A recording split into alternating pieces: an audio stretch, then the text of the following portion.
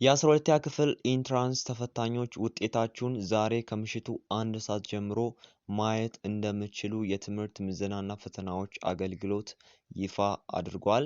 ስለዚህ ዘንድሮ 2018 ኢንትራንስ የተፈተናችሁ ተማሪዎች ውጤታችሁ የሚገለጽበት አድራሻዎችም ይፋ አድርገዋል።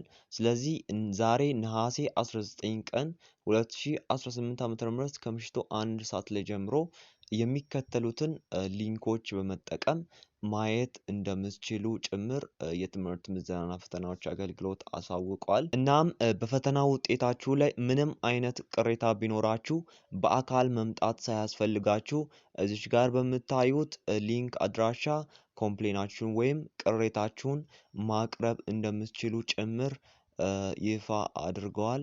ስለዚህ ቅሬታችሁን ከነሐሴ 19 እስከ ነሐሴ 26 ዓ.ም ከቀኑ እስከ 10 ሰዓት ድረስ በማቅረብ ምላሹን በተመሳሳይ በዚሁ ሊንክ እንድትከታተሉ የትምህርት ምዘናና አገልግሎት ገልጿል። ውጤት የሚገለጽባቸው ሊንኮች ይፋ ተደርገዋል።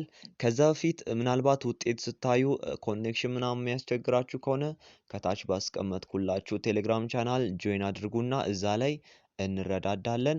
እና ውጤት የሚገለጽባቸው ድረገጾች ወይም ዌብሳይቶች https://result.eaes.et በቴሌግራም result.eaes.et እናም በአጭር የጽሑፍ መልእክት result.eaes.et/sms ላይ መላክ ትችላላችሁ። ታች ያስቀመጥኩላችሁን የቴሌግራም ቻናል ጆይን አድርጉና እዛ ላይ አፕዴት የሆኑ ኢንፎርሜሽኖችን ሼር እንደራረጋለን።